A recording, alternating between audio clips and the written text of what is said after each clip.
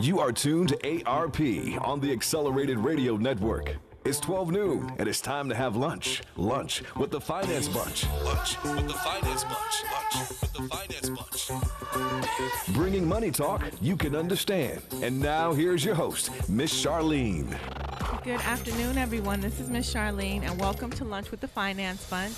Today we're having an anniversary show, and in the studio office, in my studio today, is actually the original first guest I had when I started the show. Hello, everyone. Hello.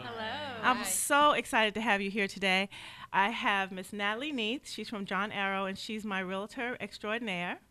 And I have Miss Lisa Vallejo. And we'll talk about that because that wasn't your last name the last time we were here. No, and she is with New York Life. And I have Dustin Woo, who I tore that poor name up the last time he was here. Well, not the last time he was here, but the first time I did him an injustice. And he's with LPW CPAs. I got it right this time. Yes. Whew, okay. And Nathan Finch, he's here with us again today, and he's with Professional Organizers. So I'm glad to have you guys in the studio. It's been a lot has happened in 1 year, and I know I've certainly grown. I've been doing the show for a year now. I'm still nervous. I still, have those butterflies in my stomach, but I try not to mess people's names up. So that's a good thing. So what I'd like to find out, when we did the show originally, we talked about taking the fear out of finance. And we talked about the interesting things that people think of when they talk about finance, or the things that they don't know, and how, here, I can only talk about where I live, here in the United States, we don't really talk about finance ongoing, I think, in the way that we should. People don't talk about it in their homes, and it's not talked about in school to a great degree unless you go on to get a degree in a financial field. And so people, they grow up, they turn 18 or 20, unless they're blessed to have parents who talk to them about banking, who talk about investments, who talk about real estate, mortgages, accounting, any of these things you don't know.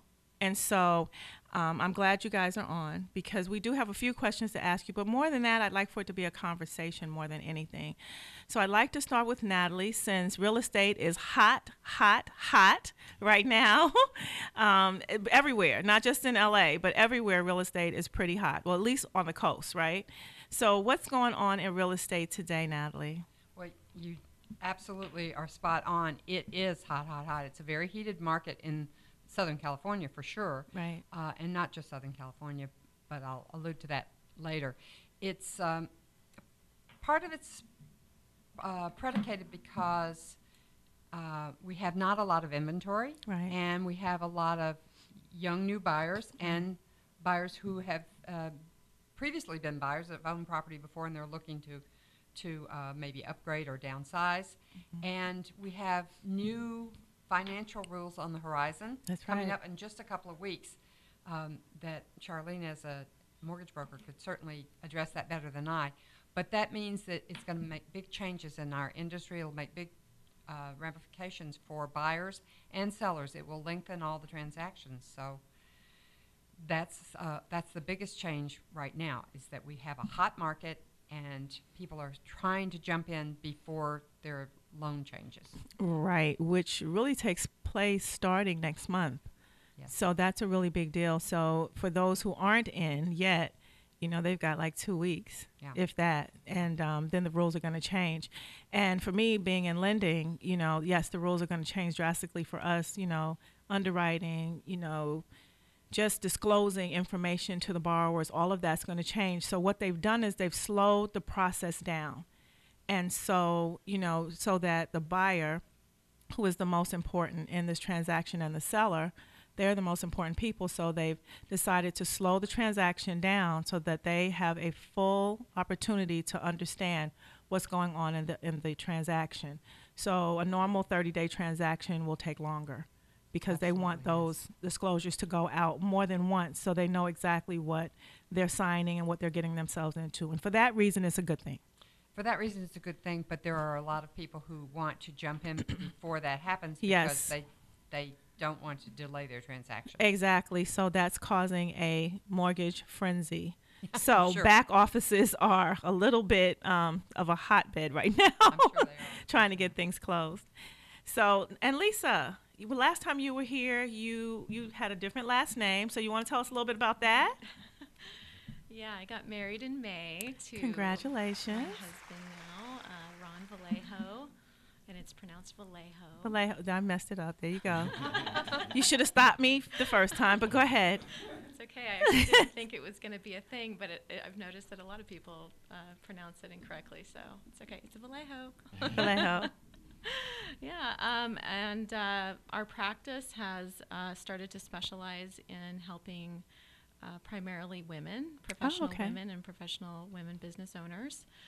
So that's your new focus. That is our focus. Okay. Yep. And our industry, for anyone who listens to the radio, watches the TV news, there's been a lot of turbulence, let's say, volatility in the market. We had some really substantial drops in the market and then some recovery. And what do they call that? A correction. A correction. Yes, definitely.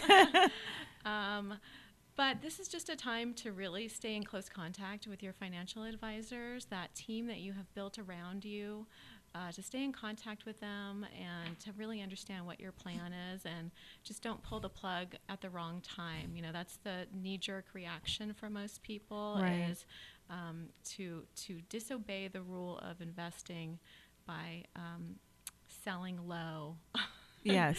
instead of buying low. Yeah, exactly. And so I take away from that that we should always, if we don't have a financial advisor, we should get one. Absolutely. And if we have one, we should take into consideration what they're saying instead of hitting the Absolutely. panic button Yes.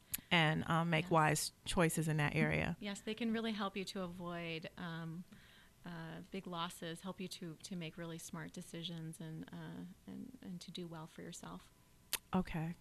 Okay. And so Nathan, his business had just started when you were on the show for the very first time. And so you want to tell us what updates, what's happened, and what transitions you've made? Yeah. As far as industry changes specific to professional organizing, honestly, the changes that my industry experiences is reliant upon changes in other industries. Right. So I think I've said it before, but when there is a lot of change, things tend to get really messy and unorganized. That's very true. So when there's an industry that is going through a lot of change, usually that's my market. Right. So, hey guys, Yeah. hey market. Right, because people become overwhelmed, right? Yeah. With all the changes that are going on. And I know in our business, you know, mortgages and in real estate, you know, when people decide they're going to buy a home, they get all of a sudden everything is just at pitch, you know, and then, you know, because they have to organize the move, they have to organize if they have children, put them in a new school. There's just all these things that you may not think of, the packing, the unpacking, who's going to move the things, you know, large items, what are we going to throw away? It's so much that goes into that you need someone to help you organize a move, Yes. really, you know, on both ends, the Yes. packing and the unpacking of it. Yeah. Well, and getting settled into the new place and tying up loose ends at the old place and everything. And what a lot of people aren't necessarily consciously okay with yet is that balls are just going to get dropped sometimes. Yes. And that's okay. That's life.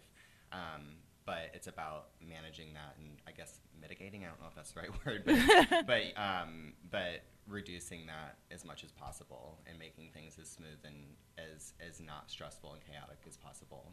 So not really, I mean, I guess not a lot of industry changes for me, but a lot since other industries. Since have other been industries are changing, And okay.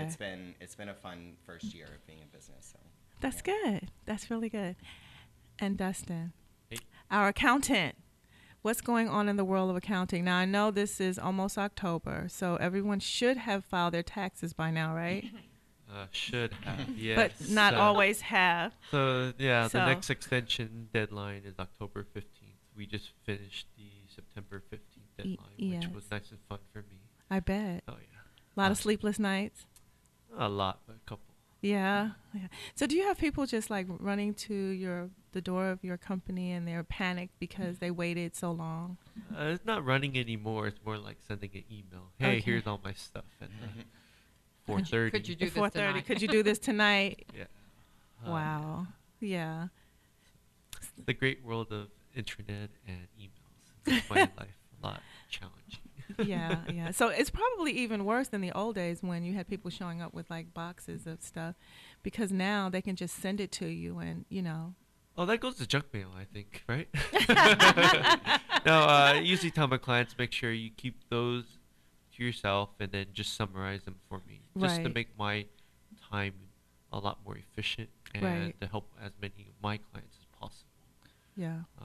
So, I charge for doing that. So if they feel like they don't have enough time, I'm sure to, I'll do it for you. But, Right. to save money, which, I try to help out a lot of people, go ahead and take a couple weeks. And, even if you are placed on an extension, you could do it throughout the summer. You got June, July, early August to finish things. Oh, that sounds so good, but it just doesn't usually work out that way. No, because summer is so nice out here in SoCal that let's just go to the beach or hang out with friends and enjoy the sun while we forget, we got to do this other stuff. Right. Uncle Sam is waiting. Oh, yeah. Definitely. So now the October 15th deadline, that's the it deadline. Yeah, that's a deadline before we start getting in late filing. Penalties and things like that. Wow. So you guys who haven't filed your taxes yet, if any of us are in the room that may not have filed their taxes yet, get on it, because Time's ticking. time is ticking. Tick, tick, tick, tick. And just remember, just because it's extension to file doesn't mean extension to pay. So if you had to pay taxes this year for your tax return, the tax should have been paid by April 15th, not October 15th. So more than likely after you file and you do have to pay, let's just say anything greater than $1,000, the IRS and Franchise Tax Board usually will send you a letter in the mail saying you owe this in late filing or late paying penalties and interest associated. So make sure if you do need a place extension back in April, make sure you do a extension payment that'll somewhat hopefully reduce your tax liability or tax that Right. you got to pay. So I have a question. So Yeah. if you pay quarterly, estimated tax, Yes. and you haven't filed yet, this is just a question for anyone. Anyone. Not necessarily for a person in No this one's room. sitting in this room, no. But the deadline for estimated tax was the most recent payment would have been September 15th. So even if you haven't paid your 2014 taxes, but you made a payment towards your 2015 taxes, and you're still planning on filing before October 15th, you're good? You're good for 2015, but not 2014. Right. Yeah. Well, I paid. Oh, excuse me. She, her friend, someone. Someone paid estimated tax payments all So along. typically, if let's just say your 2013 taxes, it came out. Let's just say your tax was $2,000. That's what your tax liability was. So for your 2014 taxes, if you had, let's say, income greater than the prior year, you have to at least have 110% paid in to avoid the under payment penalty for at least the quarterly estimates. Now, Okay. so it gets a little more complicated after that, but That's go good on later. information. We'll pass that on to people who aren't in this room, right? Yeah. So another question, Lisa, I know in your industry there's a misconception that, and something that we talked about the first time you came on, is there's a misconception of insurance coverage. And that being said, the misconception is, when someone says to you, "Oh, I have insurance. I'm fully covered." Oh, I love it. And when people say I know that. that's your hotspot button. So, could you explain to us, explain to the audience and us too, what, when a person says they have full coverage, that's just a blanket over this abyss of what could or could not be covered. Yeah, what does that really mean? What does that Does anybody mean? really know what that means? I have no idea what that means. Me neither. You know what I think it because- means is yeah. that they think that they have enough coverage for everything in their life, and that's a misconception in and of itself. I would say that if you can sit down and you can look at every single one of your policies, and you know exactly how that policy works and what is it designed to pay for, then you might be able to say, I'm covered, I got it, I'm good.